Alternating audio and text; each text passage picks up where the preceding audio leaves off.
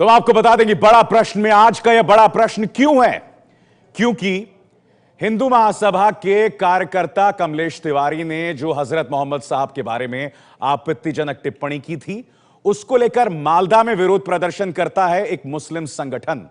वो विरोध प्रदर्शन इतना ज्यादा उग्र हो जाता है कि बीएसएफ से लोग भिड़ जाते हैं। वहां पर एक पुलिस स्टेशन को नेस्तनाबूद कर दिया जाता है। खबरें यह भी आ रही हैं कि स्थानीय हिंदू जो हैं वो वहां खौफ में जी रहे हैं। तो सवाल हम ये उठा रहे हैं कि क्या इस मुस्लिम कट्टरपंथ पर सवाल क्यों नहीं उठाए जाते।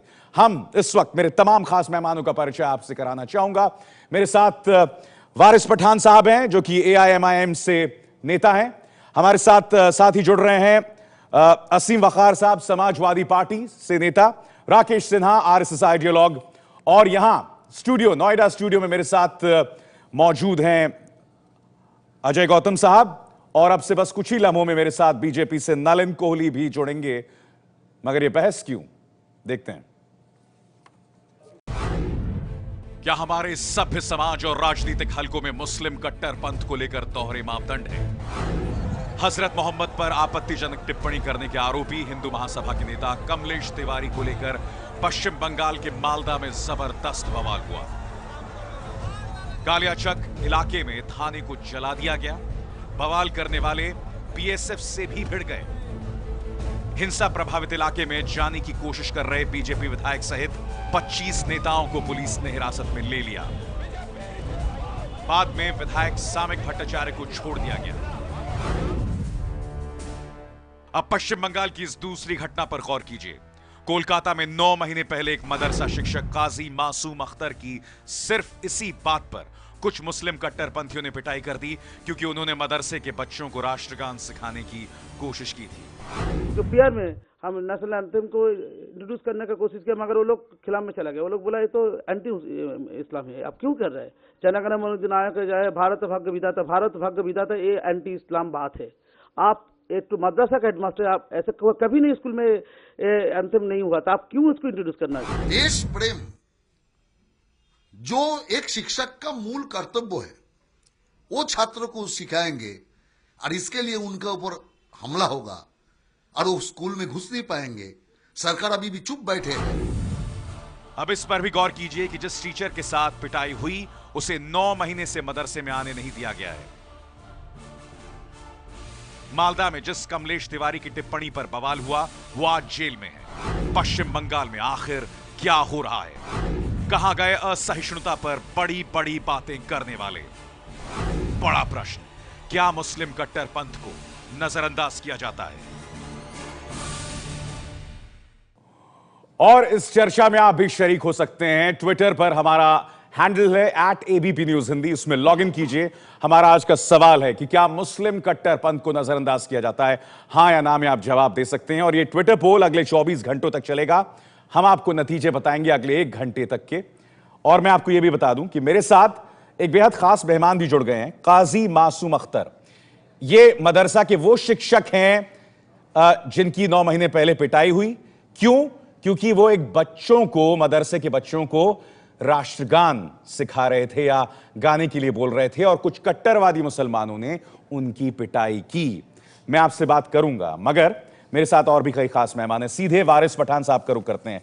वारिस पठान साहब, हमने 2 मिसालें देखी, मगर जो मिसाल मैं देख रहा हूं इस वक्त मालदा की, मैं जानता हूं उत्तेजना हजरत मोहम्मद साहब की जो तौहीन की उस शख्स ने, कमलेश तिवारी ने, मगर वो शख्स जेल के अंदर है, उस पर कई सेक्शंस लगा दिए गए हैं। मगर जब इस तरह की हिंसा आती है तो आप जैसे मुसलमानों के रहनुमाओं को सांप क्यों सूंघ जाता है? खामोश क्यों हो जाते हैं आप, वारिस पठान?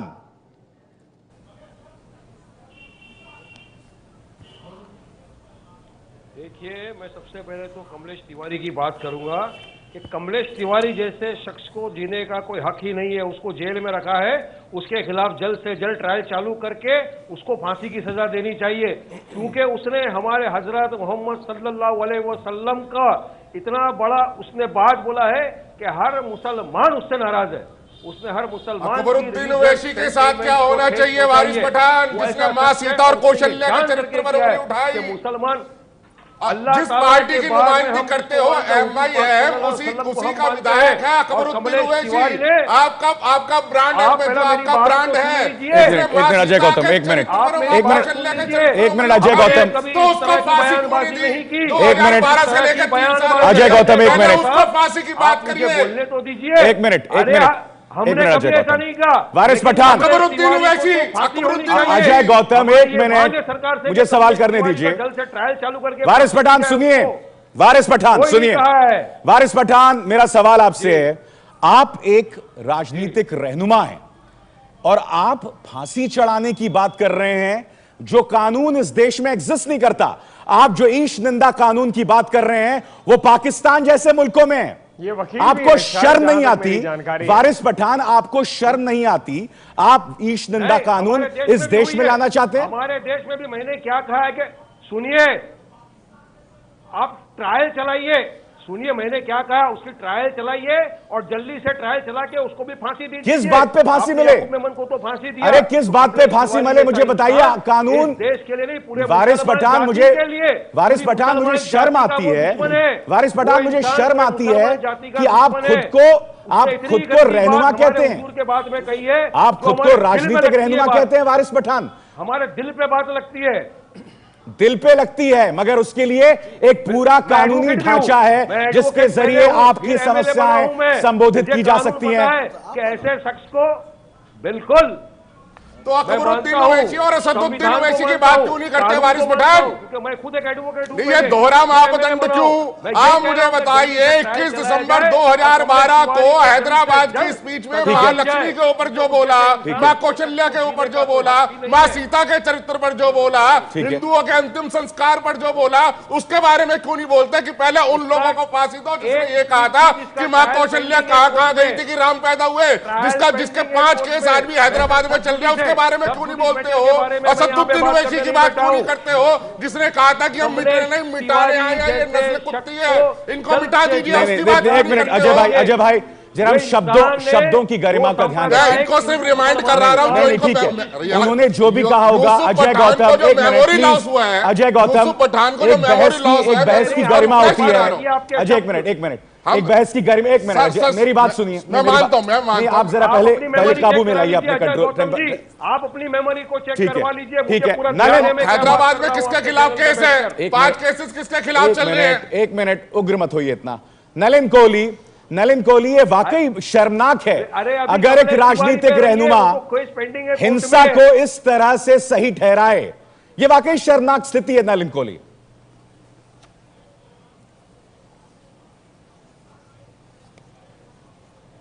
मैं 3-4 बातें कहना चाहूंगा। चाहे कमलेश शर्मा हो, कोई अधिकार नहीं है किसी और के धर्म पर, जहां पर भी धर्म की बात है, किसी के धर्म को जो उनके मानने की बात हो, हजरत साहबों के खिलाफ किसी प्रकार का अपशब्द कहे, बिल्कुल गलत है। जो भी प्रावधान है कानून के होंगे, वहां पर फांसी का कोई प्रावधान नहीं है, बिल्कुल नहीं। उतना ही गलत है जो अभी अजय जी कह रहे थे, जहां तक मुझे भी याद आ रहा है, इन्हीं के पार्टी के अकबरुद्दीन ओवैसी ने भी कुछ अपशब्द कहे थे। लेकिन कोई हो, मैं कहता हूं हिंदू हो, मुसलमान हो, क्रिश्चियन हो, जो भी, किसी और धर्म के बारे में अपशब्द कहना बिल्कुल गलत है। दूसरी बात, जो कट्टरपंथी की बात हो रही है, यह भी एक चिंता का विषय है। विश्व में कई ऐसे कट्टरपंथी सोच के लोग आ गए, जैसे आईसिस और ये सब, वहां से मुसलमानों का ही नुकसान हो रहा है, अलग अलग देश में जा रहे हैं। अब इस प्रकार की जो वोट बैंक है, जो ये कट्टरपंथी वोट बैंक है, हिंसा पर आधारित है, इससे मुझे तो समझ नहीं आता कि कोई इंसान का फायदा कहां से होगा, चाहे वो हिंदू हो या मुसलमान। बिल्कुल। और कट्टरपंथी जहां हिंसा हो, किसी को मार दे, किसी के मंदिर को जला दे या कहीं और किसी धर्म के स्थल को जला दे और फिर कहे कि नहीं ये जस्टिफाइड हो, वो तो गलत है ही है। बिल्कुल। और पश्चिम बंगाल में जो हो रहा है वो यही चिंता का विषय। 3 उदाहरण है आपके पास। उनके member of parliament Idris Khan प्रधानमंत्री को सीधा आतंकवाद से जोड़ते हैं। यहां पर एक मौलवी है जो राष्ट्रगान करते हैं, जनगण मन को, उसको सिखाने के लिए इनका सर फोड़ दिया जाता है, उनको वहां घुसाने नहीं देते। और तीसरा है जो मालदा में आप देखते हैं, हिंसा इतनी हो जाती है, ये तो कुछ चैनलों में आज से जाना दिखाना शुरू किया, कहीं पर भी कोई उतरा ही नहीं। तो क्या मतलब हम लोग अब इसको ऐसा देखेंगे कि यदि कोई व्यक्ति मुसलमान हो वो करे तो गलत नहीं होगा, हिंदू करे तो गलत, और तो यही फिर तो मुद्दा और उठा रहे प्रॉब्लम हैं, करेगी। यही जो मुद्दा गलत उठा रहे करे हैं। मेरे उसको साथ गलत मानो। मेरे साथ दो इसमें और खास हिंदू, मेहमान भी मुसलमान, हैं। ईसाई क्या देखना? आरएसएस से राकेश सिन्हा है। राकेश जी, मैं आपके पास आऊंगा, मगर मैं असीम वकार के पास जाऊंगा, समाजवादी पार्टी नेता। असीम वकार, क्या आप भी वारिस पठान से इत्तेफाक रखते हैं कि कमलेश तिवारी को सजाए मौत दी जानी चाहिए? मगर उससे भी बड़ा सवाल जो मालदा में हो रहा है, जिस तरह से एक पुलिस स्टेशन को नेस्तनाबूद कर दिया गया, बीएसएफ से वहां की भीड़ भिड़ गई, जो मुसलमान थे अधिकतर, क्या यह जायज है असीम वकार?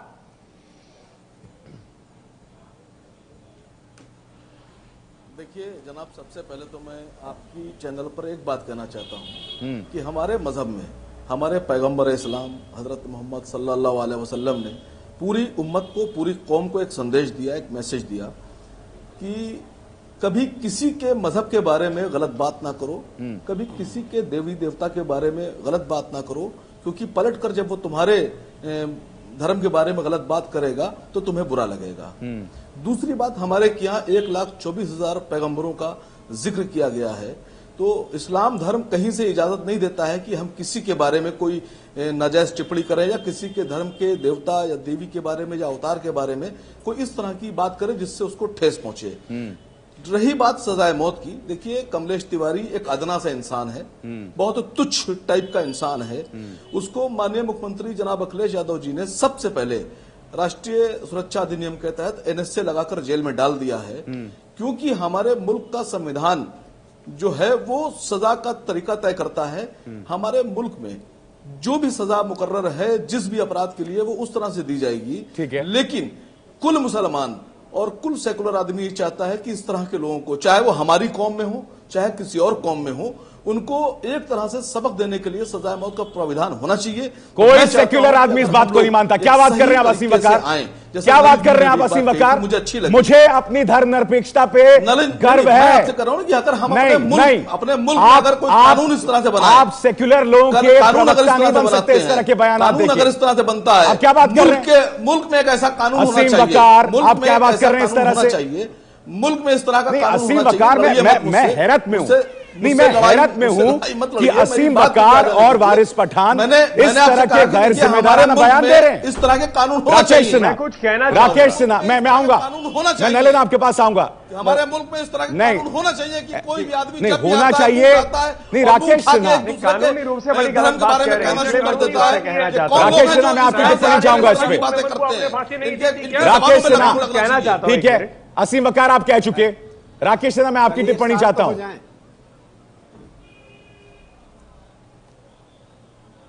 देखिए, बात यह है कि जो लोग भारत की तस्वीर सऊदी अरबिया के आईने में देखना चाहते हैं तो वो वही चाहेंगे। बिल्कुल सही कहा आपने। मुस्लिम पर्सनल लॉ के आधार पर यदि फांसी की सजा हो तो वो चाहते संविधान के अनुसार से नहीं, उनके इस्लाम के परंपरा के अनुसार से सजाए हो। संविधान से ऊपर उनका संविधान है एक। बिल्कुल। मालदा में जो घटना घटी, मुझे आश्चर्य नहीं है। वारिस पठान बैठे हुए, इनके नेता ने कहा था हैदराबाद में 15 मिनट के लिए सेना और पुलिस हटा लो, देखो क्या हो जाता है। मालदा में उन्होंने सैद्धांतिक बात कही, मालदा में उसका प्रैक्टिस हो गया। सवाल उठता है कि जिन जिन जगहों पर मुसलमानों की संख्या बढ़ती है, हिंदू अल्पमत में आता है, हिंदुओं की स्थिति दयनीय हो जाती है। मैं बता दूं, मैं एक बात सुन लीजिए, वारिस पठान साहब सुन लीजिए, 47 को दोहराने हम नहीं देंगे। मालदा या असम के जिन भागों में मुसलमानों की जनसंख्या बढ़ी है, वहाँ हिंदुओं की स्थिति क्या है मालूम है? डिबेट में बैठे हो, डिबेट आप मेरे साथ करिए। हिंदुओं को अपने घर में पूजा पाठ कराने के लिए, हिंदुओं के बारात में बाजा गाजा के लिए मुल्लाओं से अनुमति लेनी पड़ती है। ठीक है, एक वक्त एक व्यक्ति बोले, वारिस पठान मैं आपसे सवाल करूंगा। वारिस पठान क्या चाहते हैं? एक मिनट। मौलवियों के आधार पर, मुल्लाओं के आधार पर देश नहीं चलेगा। वारिस देश पठान, भारत के संविधान वारिस पठान इस देश का मुस्लिम का सवाल नहीं है। एक मिनट। आपने कैसे फांसी की सजा की मांग कर दी? बिल्कुल। कमलेश तिवारी के बयान की हम निंदा करते हैं, गलत बयान है, लेकिन उसके साथ साथ मालदा में जो हमारा सब एक साथ ना बोले प्लीज, सब एक साथ ना बोले। सरकार का अधिकार है। बोला जाता है जैसे कि हम सऊदी अरबिया में रह रहे हैं। एक मिनट, एक साथ ना बोले सब लोग। वारिस आजाद पठान। हिंदुस्तान के बाशिंदे अरे हैं। कौन नहीं, से हम एक अपनी मिनट। आवाज उठा सकते हैं, अपनी मांग अभी रख सार सकते जी हैं। कुछ कहना मानना चाहूंगा। ना मानना हिंदुस्तान के अधिकार इसमें एक ही हक है। नहीं, मगर आप एक प्रजातांत्रिक भारत में भारतीय संस्कृति, भारतीय सभ्यता के अनुकूल बनना होगा। एक मिनट। ये 47 के पूर्व का भारत नहीं है। एक मिनट एक मिनट, मैं असीम वकार से सवाल करना चाहूंगा, बाकी सब खामोश रहें प्लीज। नलिन, मैं आपके पास आऊंगा। असीम वकार, समाजवादी पार्टी सिर्फ मुसलमानों की पार्टी नहीं है, एक मुख्य धारा का राजनीतिक दल है। उत्तर प्रदेश में आपकी सरकार है। वारिस पठान की मैं मजबूरी समझ सकता हूं, क्योंकि AIMIM बुनियादी तौर पर एक मुस्लिम नुमा पार्टी है। मगर आप जब इस तरह की बात करते हैं जो कि इस देश की प्रजातांत्रिक सोच से मेल नहीं खाता, तो वाकई शर्मनाक बात है, वाकई शर्मनाक बात है। असीम वकार, जब आप ईश निंदा कानून लाने की बात करते हैं, आप मेरे देश को पाकिस्तान बनाना चाहते हैं, आप भारत को पाकिस्तान बनाना चाहते हैं। एंकर महोदय, मेरी आवाज अगर आ रही हो तो मेरी बात कान खोलकर सुन लीजिए। ये तो जिन्ना के आपसे मैं सिर्फ एक बात एक मिनट, राकेश जी सुनिए। राकेश जी जवाब ले लेते हैं प्लीज। राकेश जी का ऑडियो ऑफ कीजिए। मेरी बात आ जाने दीजिए, उसके बाद बात रखिएगा अपनी। आप ऐसे ही इल्जाम तलाशी करते रहेंगे, मैं सुनता रहूंगा बैठकर। ये पॉसिबल नहीं है। देखिए, मालदा में जिस तरह से उस अध्यापक को एक राष्ट्रगान सिखाने के लिए मारा गया, निकाला गया, मैं समझता हूं ये एक ऐसा कृत्य है जिसकी माफी नहीं होना चाहिए। राष्ट्रगान हमारा देश है, हमारे देश का सर्वोच्च, मतलब एक हमारे देश की जान है, तो हम सबका विश्वास उसमें है। लेकिन मैं आपसे ये कहना चाहता हूं कि जिस तरह से मैंने खुलकर यह बात कही है कि राष्ट्रगान का अपमान करने वाले लोग अपराधी हैं, उसी तरह मैं आपकी एक याद दहानी कराना चाहता हूं कि अभी 2 महीने पहले कल्याण सिंह जी ने एक दीक्षांत समारोह में राजस्थान में यह बात कही कि राष्ट्रगान में बदलाव होना चाहिए। 2004 में साध्वी रितंबरा ने भी इसी तरह की बात कही थी, और उन्होंने तो 2 कदम आगे निकलकर गद्दारी तक की बात कर दी थी। क्या उसके बाद भी आप लोग का खून खौला था? क्या उसके बाद भी आप कोई लाइव डिबेट लेकर आए थे? क्या उसके बाद भी आपने किसी तरह असीम वकार, देखिए, मुझे उन लोगों से इस तरह के आरोप नहीं सुनने मैं आपसे जो पाषाणकालीन कानूनों की बात करते हैं। असीम वकार, जो पाषाणकालीन कानूनों की बात करते हैं, साहब क्या कहेंगे इस पर? आपके नलिन कोहली साहब क्या कहेंगे इस बात का जवाब दीजिए मुझे। अनुचित है। उन्होंने सिंधु शब्द हटाने पर सवाल खड़ा नहीं किया है। उसके ऐतिहासिक परिप्रेक्ष्य पर उसके अगर आप अपमान करते हैं राष्ट्रगान का, आप इस चैनल पर बैठकर राष्ट्रगान का अपमान कर रहे हैं, तो आपके खिलाफ क्या कार्रवाई होना चाहिए? मैं आपसे ये पूछ रहा हूँ। संप्रदाय के आधार पर सवाल खड़ा कर रहे हैं। आप देश में 2 राष्ट्रगान चाहते हैं। किस तरह की बात कर रहे हैं आप? चाहते हैं आप राष्ट्रगान का अपमान कर रहे हैं इस चैनल के ऊपर बैठकर, और उसके बाद आप कहते हैं कि आप सही हैं। मैं कह रहा हूँ आपके खिलाफ किस तरह का अभियोग होना चलिए, चाहिए? आपके खिलाफ कैसी कार्रवाई होनी चाहिए? मेरे साथ मैं ये पूछना चाह रहा हूँ। देखिए, एक मिनट, मैं आप सबसे गुजारिश करना चाहूंगा। 1 मिनट। इस वक्त जो हम डिबेट कर रहे हैं ना, वो हमारे जो मासूम अख्तर हैं, जो मदरसा के एक टीचर थे, उनकी पिटाई की गई थी, जो मेरे साथ इस वक्त हैं। इस वक्त उनकी पिटाई की गई थी क्योंकि वो बच्चों को राष्ट्रगान सिखा रहे थे। हम चर्चा वो कर रहे हैं, हम चर्चा ये नहीं कर रहे हैं कि राष्ट्रगान को किस तरह से संशोधित किया जाए, वो पुरानी बहस है। हम मुद्दे पे रहें। अब मैं रुक करना चाहूंगा काजी मासूम अख्तर साहब का, वो शख्स जिसने हिमाकत की कुछ बच्चों को राष्ट्रगान सिखाने की। काजी मासूम अख्तर, कितना मुश्किल था वो लम्हा आपके लिए? कितनी समस्याओं से आपको गुजरना पड़ा था जब आप सिर्फ बच्चों को राष्ट्रगान सिखाना चाहते थे और आपका यह हश्र किया गया, आपके साथ यह बर्ताव किया गया? ये राष्ट्रगान हमारी जान है, हमारी शान है।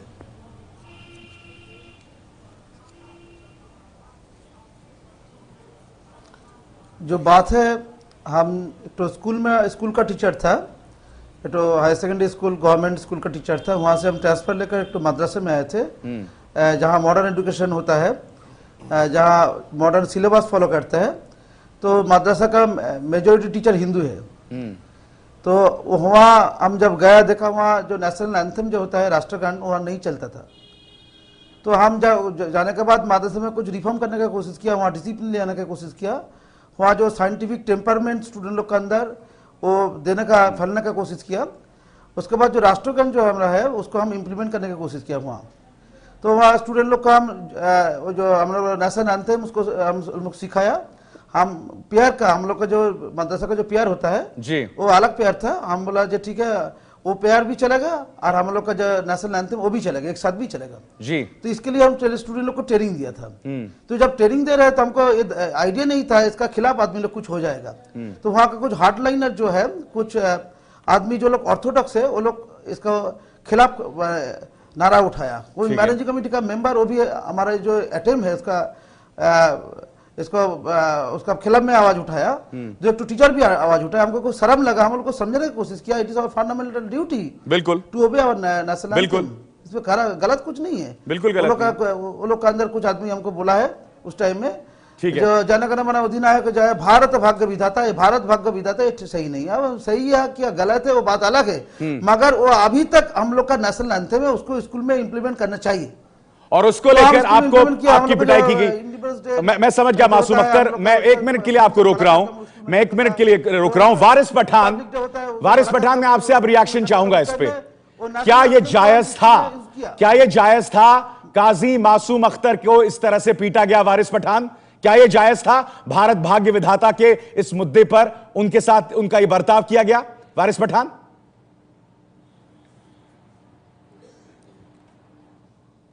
आप मुझे बताइए कितनी मंदिरों में जहां पे धार्मिक पाठ पढ़ाए जाते हैं वहां पे राष्ट्रगीत होता है?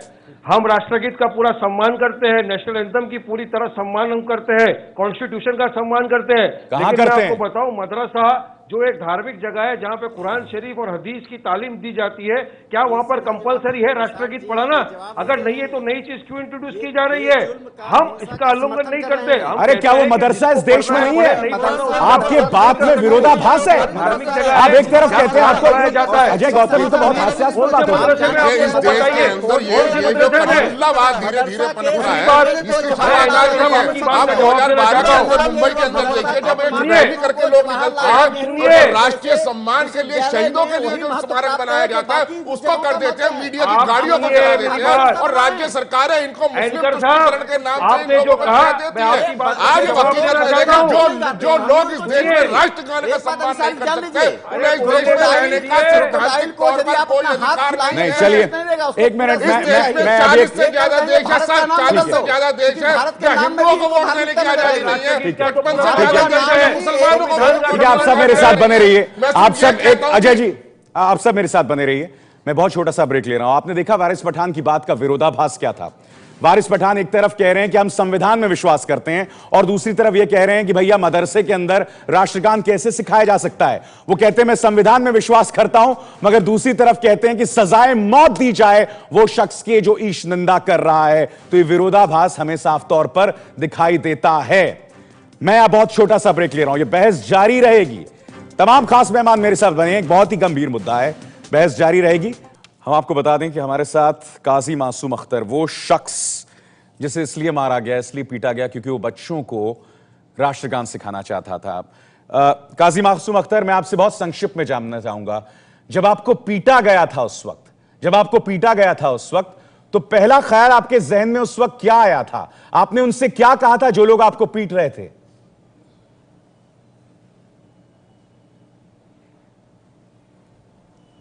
ना, जो लोग हमको पीट रहे थे सिर्फ जो राष्ट्रगान हम वहाँ इम्प्लीमेंट किए इसके लिए सिर्फ नहीं, और भी वो लोग का एलिगेशन था, फॉल्स एलिगेशन था। जैसे हम जो अर्ली मैरिज लड़की लोग का बंद करने की कोशिश किया था स्कूल में। अर्ली मैरिज जो हम लोग का स्टूडेंट है, गर्ल स्टूडेंट का, उसका अटेम्प्ट लिया था हम, और गार्जियन लोग का काउंसलिंग भी किया था, कुछ सोशल वर्क के साथ हम रिलेटेड है वहाँ। तो उसके बाद कुछ आर्टिकल न्यूज़पेपर में हमारे आए थे, कुछ daily Bengali leading daily newspaper में हमारा कुछ आर्टिकल लिखा था अगेंस्ट खागड़ागढ़ एक्सप्लोरेशन का जो हुआ था ना, वो जो टेररिस्ट अटैक हुआ था, टेररिस्ट के बारे में उसका खिलाफ में कुछ लिखा था, तो वो भी अच्छा नहीं लगा था। हम कुछ इस्लाम धर्म के बारे में कुछ आर्टिकल न्यूज़पेपर लिखा था जो सही इस्लाम के बारे में जहाँ कुछ टिप्पणी है, वो भी वो लोग का अच्छा नहीं लगा था। हमारा कुछ बात को लोग डिस्टॉर्टेड किया था, हम जो क्लास में जो क्लास लेक्चर उसको भी डिस्टॉर्टेड किया था। ऐसे सब कुछ मिलाकर वो लोग हमला किया था। हमला कर जब कर रहे थे वो लोग बोल रहे हैं आपका दाढ़ी नहीं है, आपका टोपी नहीं है, आप पूरा मुसलमान नहीं है, आपको मदरसा आने का कुछ अधिकार नहीं है। हम बोला देखिए हम सर्विस कमीशन का एग्जाम देकर यहाँ आए, यहाँ हेडमास्टर को हिंदू भी हो सकता। ठीक है, बंगाल में जो गवर्नमेंट एडेड हाई मदरसा में है उसमें हिंदू लोग भी हेडमास्टर होता है। मुझे क्लैरिफिकेशन देना है, टोटली मॉडर्न सिलेबस उसका है। ठीक है मासूम अख्तर साहब, मैं आपकी बात समझ गया। जो मासूम अख्तर साहब कह रहे हैं, मासूम अख्तर साहब ये यहाँ पर कह रहे हैं, मैं आपकी बात समझ गया। हमारे लिए कुछ जो बात मासूम अख्तर कह रहे हैं ये कि वो सोच बदलना चाह रहे थे, वो सोच बदलना चाह रहे थे, मगर इसका खामियाजा उन्हें भुगतना पड़ा। मेरे साथ एक खास मेहमान आ गए हैं, कहना चाहता हूं अभी सर, मैं आ रहा हूं नलिन, मैं आपके पास आ रहा हूं। मेरे साथ सुल्तान अहमद हैं, टीएमसी के नेता, पश्चिम बंगाल सरकार से जुड़े हुए। सुल्तान अहमद साहब, क्या मासूम अख्तर जैसे लोगों को सुरक्षा नहीं मिलनी चाहिए?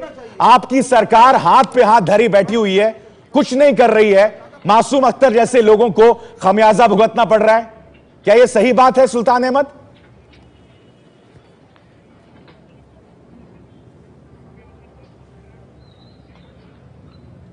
ये सरासर ये बात में कोई सच्चाई नहीं है। वो 1 साल पुराना वाकयात दिखा रहे हैं कि 1 साल पहले उनके साथ ये घटना घटी थी। लेकिन आप मीडिया, आप लोग जाएं, जिस मदरसे की बात कर रहे हैं, मदरसा के छात्र और जो बहुत सारे शिक्षक हैं वो आपको बताएंगे कि वो शख्स किस तरह मदरसा में बिहेव करता है बच्चों के साथ, अपने साथियों के साथ। और उन्हें अगर किसी ने मारा है, ज़दोक़ैब किया है, उन्हें मीडिया में ना जाकर के पुलिस के पास जानी चाहिए थी, डायरी देनी चाहिए थी, केस करनी चाहिए थी। नेशनल एंथम मदरसों में पूरे बंगाल में चल रहा है, आज नई बात नहीं है, सालों साल से बच्चे करते हैं। फंक्शन में नेशनल एंथम होता है, जातीय संगीत जिसे हम कहते हैं, स्पोर्ट्स होता है, उसमें होता है। और ये एक किसी के इशारे पे ये काम कर रहे हैं कि बदनाम किया जाए। किसके इशारे पर? सुल्तान अहमद साहब बताइए मुझे, सुल्तान अहमद साहब किसके इशारे पर? बेबुनियाद किसके इशारे पर सुल्तान अहमद साहब आप आरोप लगा रहे हैं? ये है अभी निर्वाचन का दौर है, निर्वाचन सामने है। सुल्तान अहमद साहब को हम रेस्पेक्ट करते हैं, हम उसको कुछ बोलना चाह रहे हैं। जो हमारा साथ जो हादसा हुआ था पुलिस के सामने हुआ था, हम सबसे पहले पुलिस को बुलाया था, पुलिस के सामने हमारे ऊपर अटैक हुआ था, पुलिस मौजूद था, वहाँ का ओसी मौजूद था, उसका सामने हुआ था। हम मीडिया में नहीं गए हैं। 1 साल बाद जो मीडिया बात कर रहे थे, 1 साल से हम स्कूल में नहीं जा सका। जो पुलिस कमिश्नर है, पुलिस ने रिपोर्ट किया है, उसमें लिखा है अगर फिर हम स्कूल में रिटर्न होगा तो अगर पुलिस हमको स्कॉट करके स्कूल में ले जाएगा तब भी हमको असर कर सकता है। हालात ऐसे खराब है, गंभीर है। मगर हम सुल्तान अहमद साहब, अगर आप किसी पर कोई आरोप लगाए ना, उसकी जमीन होनी चाहिए। जब आप किसी पे आरोप लगाएं तो उसकी जमीन होनी चाहिए, उसके तथ्य होने चाहिए। आप बहुत गंभीर आरोप लगा रहे हैं और जो बगैर प्रूफ के आपको नहीं लगाने चाहिए। सुल्तान अहमद, मैं नलिन कोहली को लाना चाहूंगा, नलिन, सुल्तान अहमद का इशारा आपकी तरफ है, सुल्तान अहमद का इशारा आपकी तरफ है नलिन कोहली, कि इन्हें कोई बरगला रहा है। नलिन बोलिए। एक मिनट सुल्तान अहमद, मासूम अख्तर एक मिनट, आप बोल चुके, थोड़ा शांत अगर हो जाए, मैं बड़ी शांति। सुल्तान अहमद साहब, मुसलमानों के इलाका है, उस इलाके को बदनाम करना चाहते हैं। एक मिनट सुल्तान अहमद साहब, आपके राज्य में पुलिस थाने में आग लगा दी जाती है, बीएसएफ की गाड़ी जला दी जाती है। किस पुलिस से किससे बचाने की बात कर रहे हैं आप? ये उसी राज्य की बात है जहां मालदा के अंदर जो बीएसएफ की गाड़ी और पुलिस स्टेशन में आग लगा दी गई कठमुल्लावाद के कारण। तो उसी कठमुल्लावाद के लिए बचने के लिए कौन सी पुलिस के पास जाते थे? ठीक है, पुलिस थाने का बहुत स्पेसिफिक सवाल है सुल्तान अहमद, बहुत स्पेसिफिक सवाल है आपसे। लगाम रखे, वरना इनसे खराब भाषा बोल सकता हूं मैं। ये अजय गौतम से कहिए कि अपनी जबान पे लगाम रखें। अरे आप अपने पे लगाम रखिए महाराज, मेरी बात छोड़ दीजिए। खराब का जवाब खराब से मिलता है, ध्यान रखिएगा, आराम से बैठ कर सुनिए जरा। जबान पर लगाम रखें अपनी, अपनी जबान। सबसे गुजारिश है, देखिए उनसे बात करिए। आप नहीं, सबसे गुजारिश है, जबान पे लगाम रखें। मेरी सबसे गुजारिश है, जबान अपनी दिमाग में भी लगाम रखिए, अपनी सोच में लगाम रखिए। जिस सोच के कारण आप कहते हैं कि इस देश के अंदर ईशनिंदा कानून होना चाहिए, आप उस सोच में लगाम रखिए। इस देश के संविधान के प्रति पहले अपनी सोच में लगाम रखिए। यह शरीयत का कानून नहीं लगेगा, यह चलेगी, या शरीयत का कानून नहीं चलेगा। आप सब एक साथ बोल रहे हैं, आप सब एक साथ बोल रहे हैं। का कानून ना चला और ना चलने देंगे, ये आपके बाप का कानून भी नहीं चलेगा यहाँ पर। एक मिनट, असीम बकार, मैंने कहा तुम्हारे बाप का कानून भी नहीं चलेगा यहाँ के ऊपर। एक मिनट, क्या बोला? क्या बोल रहे हैं? शांति मिलाया। असीम वकार क्या बोल रहे हैं? कहना चाहता हूं अभी साहब, मैं यहाँ पर एक बात अभी कहना चाह साहब, रहा था। मैं यहाँ पर एक बात नहीं कहना आप चाह रहा था सब सिर्फ। नहीं आप सब नहीं एक मिनट आप सब एक मिनट खामोश हो जाइए। आप सबका ऑडियो फेडर डाउन कीजिए, एक सबका ऑडियो फेडर डाउन कीजिए। मेरी आप सबसे गुजारिश है, हम एक ऐसे मुद्दे की चर्चा कर रहे हैं जो मैं मानता हूं बहुत संवेदनशील है। आप सब कृपया भाषा की मर्यादा को बनाए रखें, वरना मुझे इस डिबेट को यहीं पर बंद करना होगा अगर भाषा की मर्यादा आपने नहीं रखी। मैं अब सीधे रुक करना चाहूंगा नलिन कोहली का, सिर्फ नलिन कोहली का भी मैं रुक करूंगा। नलिन कोहली, सुल्तान अहमद कह रहे हैं कि काजी मासूम अख्तर को भड़काया जा रहा है। जाहिर सी बात है, मालदा में आपके एक विधायक, आपके एक नेता को गिरफ्तार किया गया था, यह इशारा आपकी तरफ है।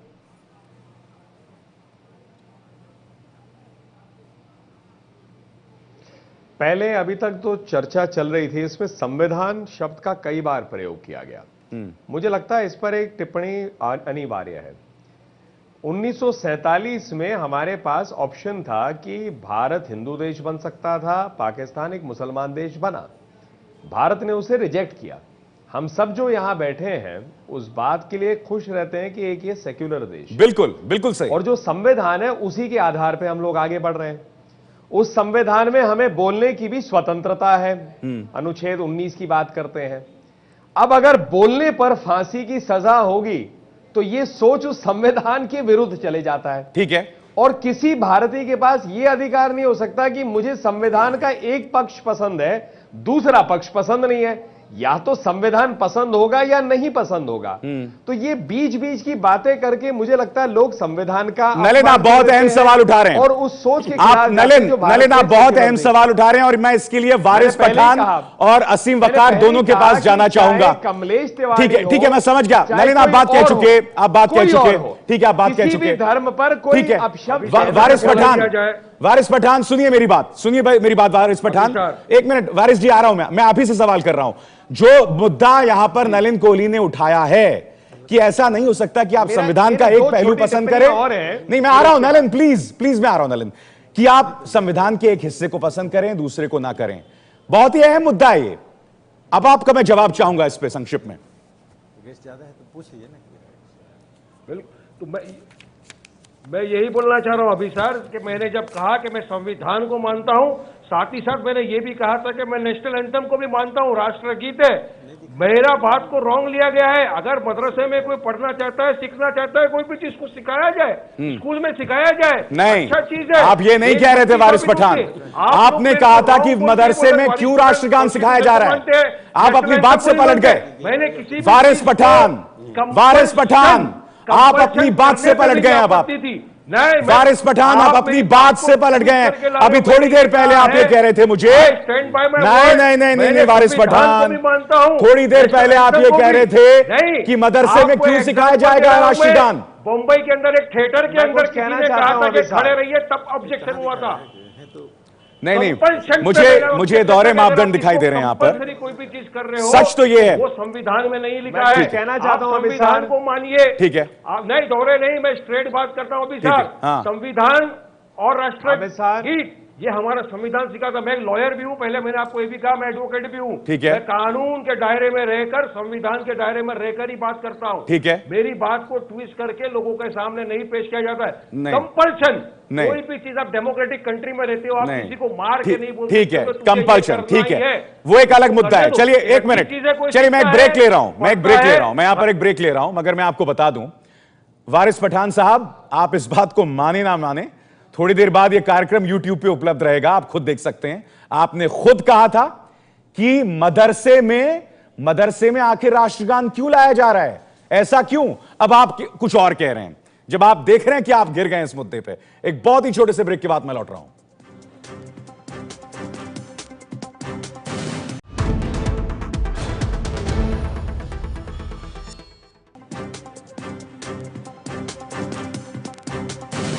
बड़ा प्रश्न में डिबेट लगातार यही जा रही है कि मालदा में जो घटनाएं हुई, या जिस तरह से एक टीचर को, मदरसे के एक टीचर को राष्ट्रगान सिखाने से रोका गया हिंसात्मक तरीके से, ऐसे में मुस्लिम कट्टरपंथ को लेकर ये दोहरे मापदंड क्यों हैं। हम सीधे राकेश सिन्हा का रुख करना चाहेंगे और उसके बाद मैं असीम वकार का रुख करूंगा। राकेश सिन्हा हमारे साथ नहीं है। असीम वकार, आप ये बताइए जो सब, मैं आ रहा हूं नलिन, मैं आ रहा हूं, आप ही के पास आऊंगा इसके बाद। असीम वकार, हाँ, मैं आ रहा हूं। ठीक है नलिन, बोलिए क्या बोल रहे हैं आप, बोलिए नलिन। जी जी, मैं आ रहा हूं, असीम वकार आ रहा हूं आपके पास। मेरे 2 पॉइंट है, मैं खत्म कर रहा हूं उसी थॉट में है जो, तो मैंने पहले कहा कि संविधान को सबने चुना क्योंकि ये ऑप्शन 47 में था। मुझे लगता है कि जो मुसलमान भाइयों ने उस समय भारत को चुना, इसलिए चुना क्योंकि वो चाहते थे कि एक सेक्युलर स्टेट में रहें। वो नहीं चाहते थे कि एक थियोक्रेटिक स्टेट में जाए जो पाकिस्तान बन रहा था, क्योंकि उस समय ये तो नहीं जानकारी थी ना कि पाकिस्तान 50 साल बाद 70 साल बाद कैसे होगा। ठीक है, उस समय एक धारणा थी। ठीक है, तो मुझे लगता है जब जब ये बातें उठते हैं, जिस प्रकार से वकार साहब ने कहा, या जैसे हम देख रहे हैं पश्चिम बंगाल में, हम अपने मुसलमान भाइयों के साथ भी अन्याय कर रहे हैं जो सेक्युलरवाद चाहते हैं। ठीक है, ठीक है, बिल्कुल दोहरे मापदंड। असीम वकार साहब बताइए मुझे, ये दोहरे मापदंड नहीं है क्योंकि सेक्युलरिज्म इस देश की आत्मा है, सेक्युलरिज्म इस देश की आत्मा है। हालांकि एक बात सही है असीम वकार की, ये नलिन कोहली के पार्टी के समर्थक ही हैं जो सेक्युलरिज्म को गाली भी मानते हैं, मगर आप वही बात अब आप भी कर रहे हैं असीम वकार। नहीं, देखिए मेरी बात बहुत साफ है, आईने की तरह साफ है। अभी आपसे सिर्फ एक बात कहना चाहता हूं कि हिंदुस्तान में आरएसएस ने एक संगठन शुरू किया है, उसका नाम है राष्ट्रीय मुस्लिम मंच। राष्ट्रीय मुस्लिम मंच एक मुसलमानों का संगठन आरएसएस ने शुरू किया। मैं आपको 2012 की एक घटना याद दिला दूं, बॉम्बे में एक प्रदर्शन हुआ, मुसलमानों ने किया, उसमें अमर जवान ज्योति तोड़ दी गई। तो पूरे हिंदुस्तान में एक मैसेज ये गया कि मुसलमानों ने तोड़ी, मुसलमानों ने तोड़ी, मुसलमान बदनाम हुए। लेकिन बाद में जब उसकी जांच हुई तो मालूम यह पड़ा कि वो अमर जवान ज्योति जो थी वो राष्ट्रीय मुस्लिम मंच के कार्यकर्ताओं ने तोड़ी।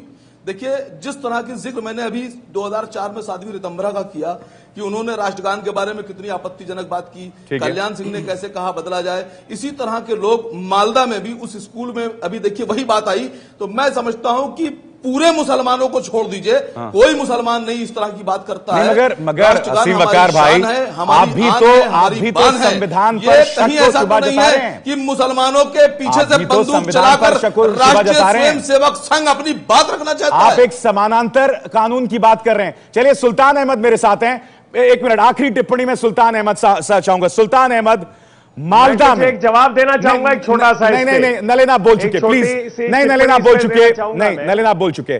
सुल्तान अहमद, सुल्तान अहमद, आप साध्वी रितंबरा पे और कल्याण सिंह जी को जवाब दे दीजिए, आपकी बात। सुल्तान अहमद, मालदा में एक्शन क्यों नहीं लिया जा रहा? सुल्तान अहमद, बाकी सारे ऑडियो फेडर्स ऑफ कीजिए प्लीज, सारे ऑडियो फेडर्स ऑफ कीजिए सुल्तान अहमद को छोड़ के। मालदा में एक्शन क्यों नहीं लिया जा रहा सुल्तान अहमद?